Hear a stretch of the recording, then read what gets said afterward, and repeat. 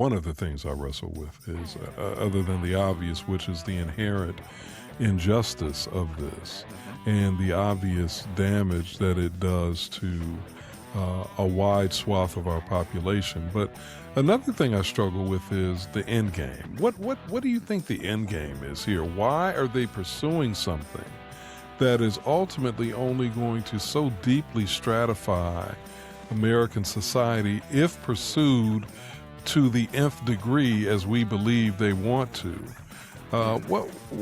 Why are they doing this? What's the end game? They don't have an end game. They just want the money. Alrighty. Welcome in. It's Alabama Politics this week. Josh Moon and David Person. How are you, Dave? I'm good, man. It's another beautiful day in North Alabama. It is. It is, man. If we could add another 15 to 20 degrees onto this temperature, man, we'd be somewhere. Yes, sir. We're getting there. We're getting there. We're getting there. I walked right into that. I walked right into that. Yeah, I like the direction we're headed. We're moving up. No more of this cold nonsense. So we're ready to go to the hundreds. That's what we're looking for. Looking for 100 and 100% humidity. That's what we're looking for. It's a beautiful 70 degrees outside.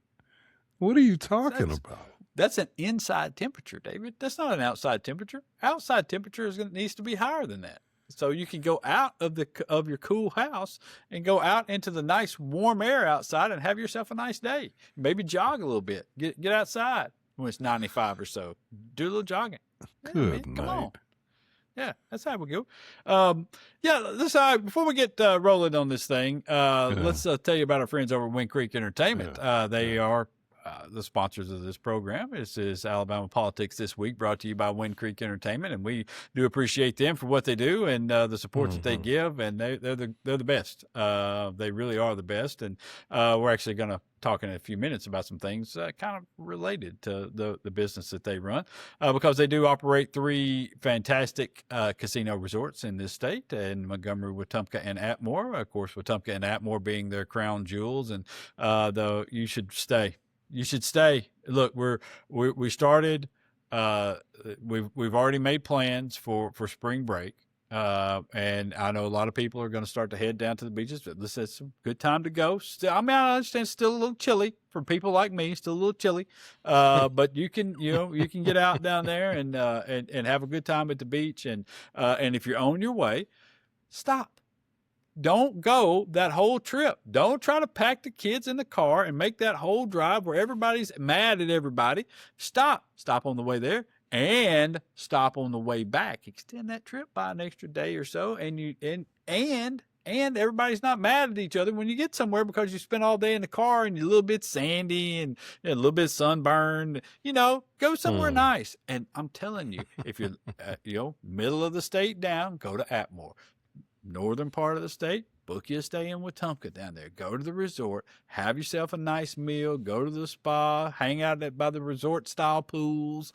You will not regret it. Go and see them. Look them up online at Wind Creek Entertainment.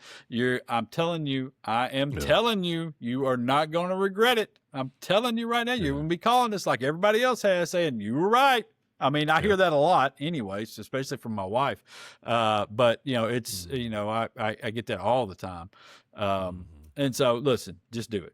All right. 2 great locations. Yep. It is great. Wind Creek Entertainment. Look them up and book a stay. I'm telling you, you're going to enjoy it. All right. We got a good show. We are guest heavy today. We got three fantastic guests, and we know we got them today because we've already got them. So we're no guessing. Sometimes that happens. I don't know. Just nature of the beast. Sometimes the internet doesn't work, and you'll have to forgive. Go ahead and tell you right now, you'll have to forgive Representative Thomas Jackson because he's dealing with the internet at the State House, and it's like something off Noah's Ark. It's pretty crappy. It is. Not his fault. But pretty crappy. Yeah. Right. In the close, we're going to get to the Iran war, quote unquote war, but we're going to start here with. What do you want to start with? Education or gambling? Let's start with education. So we've had school choice week and we've had public school week as our legislature has been in session. And this past week we had, I want to call it the State of Education assembly that they have every year, where they have a bunch of superintendents and other school folks come around and talk about the state of education in the state of Alabama, and talk about what's troubling them, what could be better, what could be worse, what they're working on. And some of the folks from North Alabama, particularly the superintendent from the city of Madison, talked openly about how damaging the Choose Act, which is our new theft system that we've employed in the state to steal money away from our public schools and give it to private businesses that are not very well regulated. And so they have, he talked about that and said that it's going to take $100 million away from their districts over the course of the next year, annually. This is annually. They're gonna lose this money annually out of the districts. He was talking about collectively the public school districts, or just Madison? Yeah, he was talking about just in the North Alabama area. Oh, North Alabama. Okay. Yeah, in Madison County, Huntsville City, and then and then Limestone County as well. They were going to lose $100 million annually because of this legislation, this theft of funds, and I think, honestly, if anything, he was being lowballing it. Because I think they're going to lose more than that, because there are a lot of kids that are already in private school that are going to be able to take advantage of this when it goes completely universal, and they're going to remove all of the parameters off this thing. That's what they're going to do. They've done it in other states, and they're going to do it in this state as well. And they're going to make it to where everybody is eligible to take the $7,000 and send it to whatever school they want to. And it's bullshit. All right, it is. I can't. It's such a scam. It is such a scam. I honestly, I cannot believe. And I called it in something I wrote. Actually, was published today. We record on Wednesdays, and I called it basically something the mafia would come up with. And actually, it is something that the mafia came up with when they tried to privatize sanitation in certain areas, and that's what they did. It's the same scheme. It's the same scheme that they came up with, that where you're taking this money that should go to a public service and a public good and managed for the public, and not something that you're interested in turning a profit off of, and this is something that should be handled by your local governments. And it just drives me nuts that we're doing this, that we've set up, we've spent decades upon decades trying our best to implement systems that judge our schools, that put in a solid curriculum, that make sure that the kids are advancing properly, that make sure that they're properly trained for the workforces that they want to enter, make sure that they're properly trained to get into the colleges that they want to get into. We've spent all of this time doing this, and we've created this system in which we've judged everybody in education on. And now we're going to say that, well, we don't care. As long as it's private and it's the parents' choice to send them to these other schools, we're going to give them public dollars to go to these places that are not judged on the same scales. They're not judged on the same scales. The thing that I wrestle with, Josh, is one of the things I wrestle with is, other than the obvious, which is the inherent injustice of this and the obvious damage that it does to a wide swath of our population. But another thing I struggle with is the end game. What do you think the end game is here? Why are they pursuing something that is ultimately only going to so deeply stratify American society if pursued to the nth degree, as we believe they want to? Why are they doing this? What's the end game? They don't have an end game. They just want the money. You don't think so? Okay. No, they want the money. That's what they're short-sighted. They're after the money. Yeah, Okay. I think that Okay. they have tried for years to get their hand on this big pool of public school money, and we hear them talk about it. Matter of fact, the folks that run the Alabama Policy Institute, the president of that, Stephanie Smith, wrote an op-ed that appeared in some places this last week that talked about this $12 billion budget for education and how it's yeah, and she talked about it in financial terms, and that's there are certain things that don't turn a profit, and it's fine that they don't turn a profit. Okay, the profit is in the results of an educated society. That's the profit. That's the profit that we have, Right. and it's not. Exactly. Yeah, it costs money to do that, but Right. and they go through this, and I went through it a little bit in the column that I wrote, but they talk about the 12 billion. Well, it's not 12 billion. It's not 12 billion to operate the K through 12 schools that we operate. Okay, it's not. It's about 6.6 billion. The rest of that goes to higher education and technology advancements and building infrastructure and revamping the schools, handling repairs and replacements and other things like that. It's $6.6 billion. That educates 715,000 students every year. You break that down, that's $8,400 per student. That's about $700 a month that we're paying per student. That's to educate every single child that walks through the door of that school. They don't get to turn down anybody. Not only do they not get to turn down anybody, they are by law required to provide that child with a quality education that meets that child's needs, whether it be a special education student, whether it be a kid that suffered emotional or physical abuse, whether it be a kid that doesn't know where his next meal is going to come from, whether it be a kid that came from a house this morning whose electricity was cut off because they didn't pay the bill, it doesn't matter. Yeah. Doesn't matter. They educate all of them, and they're judged on that basis. And I heard somebody say this the other day, and it's the most true thing I've ever heard. We get shit on. Our public school systems get shit on all the time by people and talk about how we're trailing the rest of the world in X, Y, and Z. We're not trailing anybody. The difference between us and a lot of other countries at the top is we educate everybody, and we do it in this system that we have, and we put everybody's scores together. But you look at our top students, and they compete with anybody else in the world. They compete. Not only do they compete, they're routinely the best in the world at any given subject or whatever, whether it be math, advanced mathematics, whatever. We have the best in the world routinely, with the best universities in the world routinely, all the time. The difference is in the average. That's where the difference is. Well, I think, I hear what you're saying in terms of this being a money grab.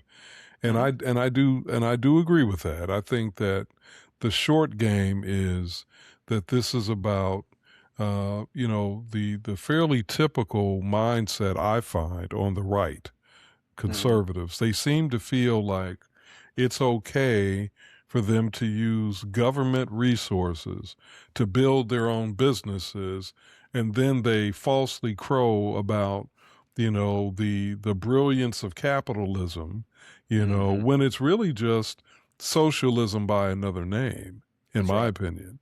But I think there's also a long game in place here with some, maybe not all, maybe not even most, but with some.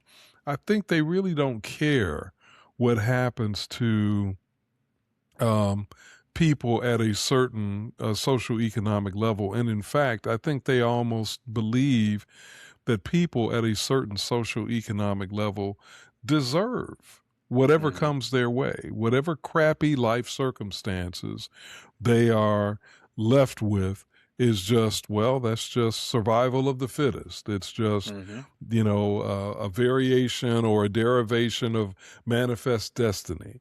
And there's some who are supposed to be at the top, and there's some who are supposed to be at the bottom, serving the interest of those at the top. I think that some of this, with some of them, is also fueled by that, a desire to really just destroy the public school system as it stands, enrich the private sector, especially the Christian, parochial private sector of schools, and everybody else, to bow down and serve and meet the best interest of those who are at the top, those who are able to, attend these private schools. Yeah, I don't. I don't necessarily disagree with you. I don't know that a lot of the people who are responsible for this think of it in those terms necessarily, but Yeah, I don't. certainly the Yeah, I'm not saying mindset a is lot, there. but I think Right. there's some who are. Yeah. Right. No, I think that some are, but I also think that there are a lot who are advancing that notion, that are doing so without necessarily understanding that that's what they're doing. Mm. That they don't care about the poor people. They don't care about the black students or the Hispanic students, or or whatever. They don't see the this being a detriment to society, that we're not properly educating certain groups of people. They see it as, well, I'm taking my kids and putting them and doing this X over here. I should have this advantage because and you see it all the time in major cities.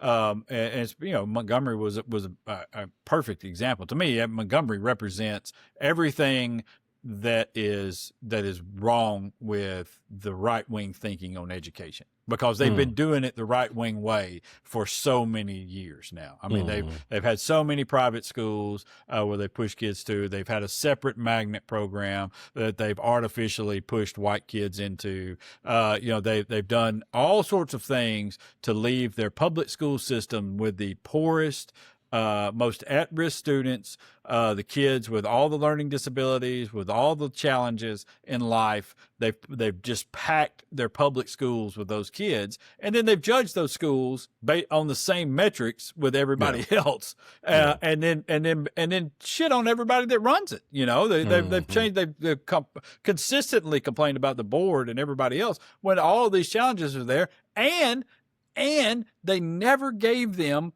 more resources to combat the ills that they had to know were there. They never Yeah. went in and said, well, Montgomery has a much higher rate of special needs students, or students who are impoverished and free and reduced lunch. Let's make sure that we give them more money for reading programs and math programs and tutoring and after school programs. And nobody did that. Yeah. Nobody ever did that. And it's a backwards way of thinking about these sorts of things. And instead, now we've taken hundreds of millions of dollars out of our school system to allow people to essentially use the private health club because they don't like the local park. That's basically Yep. what I mean. It's the same Yep. line of Yep. thinking. Yep. It's the Yep. same deal. And I just it that we continue to allow this absolute scam to take place. Just the average people, because you talk to the average person and about their local school, and where their kids go, like our school, my daughter goes to. People love it. They love their teachers, and they think about how great they are. And then in the next breath, some of these people are talking about how they're indoctrinating the children. And they're who are you talking about? This is who are you talking about? It's so idiotic, man. And listen, if you want choice. All right, I got two options for you. Option one is have all the choices you want as long as you pay for it. Okay, Yeah. you can here's the option that the public is providing. All right, That's we're right. not providing any other ones. Okay, that's it. Yeah. That's the right. option for you. Option number two is you want real choice. Okay, I got choice for you. Let kids go anywhere in the county they want to go. Let them go anywhere, and provide the free and reduced lunch kids transportation to wherever they want to go, and give the kids that you say are zoned for an underperforming school, give them first right of choice to wherever they want to be. Mhm. You want to talk about improving some schools in a hurry? Yeah. Some schools will get improved in a hurry. Okay. Yeah. And I look, that's just the bottom line. And we all know it. We all know that there are schools in poor districts in a lot of counties in this state, and we all just don't talk about it. Okay. Yep. We all just don't talk about it. In the meantime, there's two or three other schools in that same county that have all the money in the world. They've got science labs and technology programs and all sorts of stuff. In the meantime, there's some other schools over here that ain't got books. They ain't got enough books for the kids. All right. So that's what I'm talking about. And it just drives me nuts. And it all kind of goes back into policy. And, and the people driving policy in this state, and this was one of them that our lawmakers continue to listen to is the Alabama Policy Institute. And I have no idea why anybody listens to this group of people, because they do not know what they're talking about most of the time. And of course, they're into the school choice stuff as well. And they're also anti-gambling. All right. They're anti-gambling on everything. And, I can leave it up. I've explained this a lot to people about how we've got more gambling in this state than our surrounding states that have legalized gambling. Okay. The difference is we have zero regulation, and we make almost no tax money off of any of it. So when you say that, though, go ahead and spell out in detail what you mean, because people may not necessarily see it. It's not necessarily right in front of their faces. All right. So in pretty much every county in this state, all 67 counties, there is an operational casino somewhere.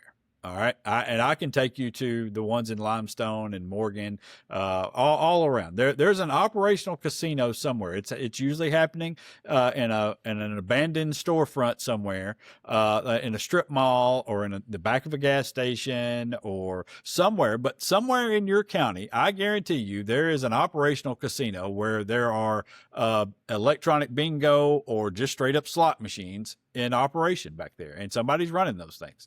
And they're everywhere. They're all over the place. In addition to that, there is sports gambling everywhere, whether it be with a local bookie or in an offshore place somewhere. You can do it online on your phone.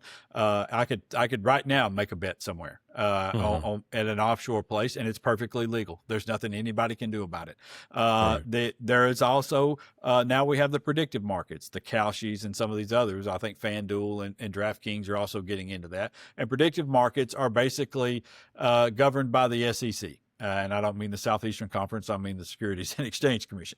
And they are, you can do all the sports gambling and wagering on those as well.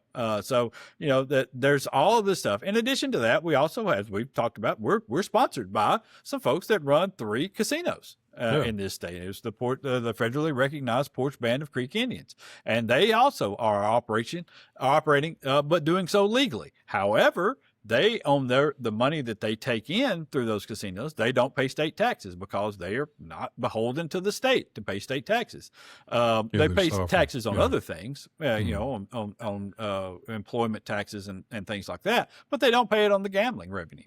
So we're making nothing, and we don't have a state lottery. So we're making almost nothing on gambling. We have some dog tracks here in the state where there's pari-mutuel wagering, and they have now historical horse racing machines at those places, which are a lot like slot machines as well. And so we do make some revenue off of that, but that's about all we get at this point. And so there's been a push of late to do a clean lottery bill. All right. I've got a problem with a clean lottery bill, and I don't think that that's the best avenue for this state, but I have my own reasons for that. But the Alabama Policy Institute, which a lot of people listen to this group of people, and I'm talking about our lawmakers, decision makers, listen to and are influenced by them. Okay. They put out this post on social media today and talk about how there is no such thing. Matter of fact, I'll tell you what. There's no reason for me to guess about it or to paraphrase it. But I can just I'll just read the thing. Let's see. But just while you're looking it up, I just want to say, so you're really saying that in the state of Alabama, even though in our everyday lives it may not be obvious, there are legal and maybe not so legal ways of gambling that people are engaging in every day. Yes. That they have at their fingertips through their phones, or they can travel, like we've talked about, with our friends at Wind Creek Entertainment. They can go travel, go to a casino, one of the Wind Creek casinos, and gamble legally, but they can also go to some back room somewhere and gamble illegally. Yeah, we actually have one of the highest gambling participation rates in the country in this state. And we didn't even talk about wagering. And we didn't even talk about, crossing state lines to Yeah. buy lottery tickets, and plenty of people do that as well, or Oh they yeah, go, yeah. so yeah. Yeah, Okay. the highest amount of sales of lottery tickets in Tennessee, Georgia, and Florida are all at locations that sell lottery tickets on borders with Alabama. Yeah. That's their highest So sales. so the bottom line is that the idea that the legislature or the government is protecting, quote unquote, people Hmm. from the evils of gambling is a Right, farce. right. It's It's a never farce. been true, and it's not, Yeah. well, at least it hadn't been true since I've been down here for 40 years, and it sure as heck isn't true now. No, it's not true at all. And matter of fact, what they're actually protecting you from is regulations of gambling. Right. Right now we have a lot of pretty bad actors that are involved in the gambling that takes place around here. The gambling is often the machines are often misset, where it's almost impossible to win, and you just end up spending money, hand over fist. That none of that is regulated. It is Hmm. going to they're laundering money through from various criminal organizations through a lot of these places. It really is kind of a Wild West situation, and that's what this is protecting. But let me read this, okay? Hmm. And because I think it demonstrates the lack of understanding and where some of that comes from our lawmakers, because they're listening to these people.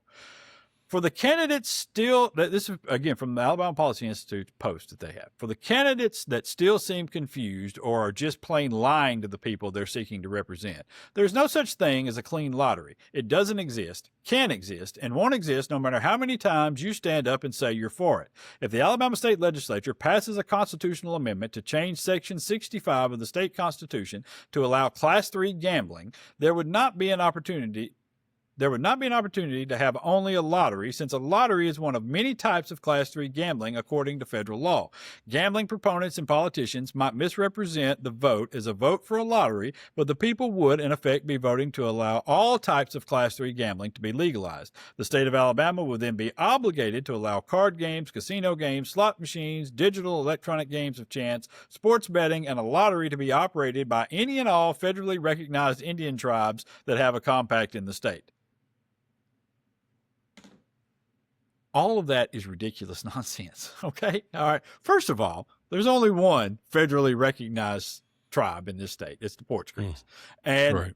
there are 0 that have a compact with this state, okay? On top of that, legalizing one type of what's deemed there's a whole lot of complicated things here, but so just because you have Class 3 gaming is the classes of gaming are related only to federal law dictating what is allowable on Indian reservations. Okay, that's all that's for. Just because you have Class 3 gaming does not mean that now you've got to let Bally's in. Okay, it doesn't work that way. Okay, this is only for federally recognized tribes. All right, that's where the classifications of gambling come in. And we've had Class 3 gaming in this state, legal Class 3 gaming in this state since the 1970s. All right, because horse racing and dog racing, pari-mutuel wagering, is Class 3 gaming. Okay, so that's not a thing. What people were actually worried about when they were talking previously about lotteries is they were worried about passing a lottery because it would open up the opportunity for lottery machines. All right, there are video lottery machines that can be operated, and they were more appealing than the electronic bingo machines that were being offered at the time. All right, and that would have possibly, although there are still a lot of ifs, ands, or buts in there because there's a whole process that has to be undertaken, that could have possibly allowed the Porch Creeks to operate that type of machines. Okay. And so a lot of people that were operating electronic bingo machines at dog tracks at the time were against that. And they fought back and forth over this possibility. So that's where this whole thing about a clean lottery not really being a clean lottery comes in. All right. So, you know what I'm saying? But the bigger issue here is that these are the people advising our lawmakers on policy, gambling policy. And all this does is confuses the whole situation. All right. This is the reason why we don't have a smart, comprehensive gambling package in place that allows people to come in and set up real casinos and has an entity in this state that regulates gambling everywhere else and shuts down these little fly-by-night organizations that are run in these various counties and that are laundering money and doing all sorts of other, propping up all sorts of other illegal industries, such as, drug running and everything else that's going on. It just, this is what bothers me more than anything else, is that they don't know. And either they know that they don't know and they don't really care and they're just trying to muddy the water, or they don't know that they don't know, which is maybe more dangerous, and that they're just saying it so loudly and that people are still listening to them on this stuff. It's insanity. Well, where's the counter? I mean, who's trying, other than you writing columns and talking about it on this podcast, where's the counter? That's all that there is, really. I mean, I've talked to, the Porch Creeks before, and with Louis Benefield, who runs Victoryland, and until recently, and when he sold, the Birmingham race course to the Porch Creeks, he operated the Birmingham race course as well on behalf of the McGregor family. Milton McGregor, is a friend of mine, passed away a few years back, and I've talked to them about possibly, putting something together where they're working together and we're getting, maybe working with DraftKings and FanDuel and some of the sports wagering entities that are out there. We've got to do something, okay? Because people see it all the time now, where these illegal actors or bad actors in the gambling world are influencing. Let's just talk about sports wagering, where they're influencing games. We saw the point shaving scandal that ensnared some guys in the NBA, and NBA coaches, in fact, and so we know what the dangers are. And do you know how all those things are found out? They're found out not because we've allowed too much regulation and allowed too much sports wagering. They're found out because we have done that. And the main folks, the FanDuels out there, the folks, the entities that have to report to federal and state authorities all the time and have to go through daily audits of what's taking place and have algorithms inserted into their financial transactions that spot oddities and things. Those are the people that are finding these things and reporting them to federal authorities so they can be investigated. That's how we find this. They're not finding it at the offshore accounts. They're not finding it with your local bookie who's running a point shaving scandal somewhere. That's not how any of this works anymore. And until we do this and get on board with just the regulation and taxation of this stuff, we're in the Stone Ages here. I mean, it's so confusing to me why we're still having this conversation. It really is. And especially when the legislature, as an entity or an agency, a government entity, would essentially be benefiting from the regulation and the taxation. It is mind-boggling to me as well.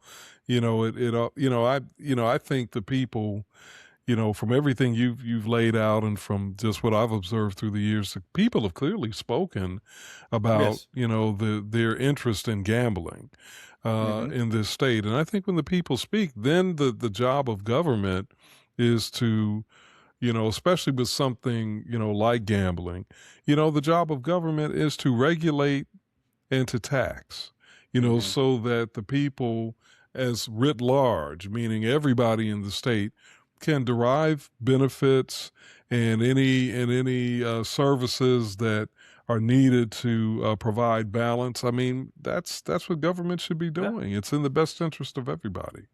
It is. And listen, and you need only look as far as the entities that I mentioned that are operating in this state. The Porch Creeks, the Victoryland with Louis Benefield, and those people go through routine audits. They go through background checks constantly. They go through, they have to meet federal regulations. They have to go through all sorts of different things to make sure that their machines are inspected on a routine basis. Everything is on the up and up. So when you go into that place that, yes, the house has an advantage, okay? Let's just be honest about this. We all know it when we go in to gamble somewhere. We're going in to gamble somewhere because we enjoy that. We enjoy the thrill of maybe winning a little bit of money, but along the way, having a pretty good time hanging out with a bunch of people, playing cards, playing blackjack, rolling the dice, pulling the handle on the slot machine, whatever it is. We enjoy doing that and having fun doing that, and as adults, that's our right. But at the same time, we also want to know that we're not being cheated, that the odds are what they say they are, and that these folks are handling it in a proper, professional manner, and that we are spending our money with folks that are also then returning some of that into the local communities and making sure that we're doing better as a state overall for doing so. And we're not doing that right now. We're just not doing it. We've got the best we've got out of this right now are the folks that are operating the dog tracks out there, which is also the Porch Creeks and Lewis, Benefield, and the Porch Creeks, who are giving back millions and millions of dollars to the state, but they don't even have to. They don't even have to do that, And it's mind-boggling to me that we continue to treat some of these folks as though they're the outlaws for doing this when the actual outlaws are being protected through ignorance. Okay, and that's a great point, Josh. It's a great point. I'm not a gambler, and I don't have any problem with people gambling. I think it's, as you just said, we're adults, and adults can engage in whatever kind of entertainment, as far as I'm concerned, that they want to, that doesn't, harm somebody else. And if a person wants to, sit at a blackjack table, well, you can't really that's not really done here, but, sit at a slot machine or gamble in some other way, I'm like, hey, more power to you. And I mean, I've seen literally hundreds of people over my few visits down to Atmore and Wetumpka to the Wind Creek properties there. I've seen hundreds of people doing that. And they are regular folks who are enjoying themselves. They have a right to do it. And I think the disservice though that we are doing to the state is, we're not, as you're saying, providing a regulated opportunity writ large for all of the other people who are not visiting the Wind Creeks, who are going somewhere else. And the state is losing revenue and losing an opportunity to and actually the other thing I wanted to say is losing an opportunity to cultivate other businesses that can do what Wind Creek is doing, which is heavily investing in the state through various private enterprises. We're losing across the board. Yeah, we are, and we're harming people. Really, at this point, we're harming people by not doing this. So, all right, but we got to slide out. We're going to come back. We got three guests. Good guests. We have Austin Smith. We have Jesse Barcala. Yeah, Jesse Barcala. Nice running guy. for House District 5 up in Athens. And then also Representative Thomas Jackson to talk about the efforts that Democrats have in helping farmers right now across the state. And you know what? I don't know who's next. We'll see. You'll find out when we do. It's Alabama Politics This Week. We're back in a minute.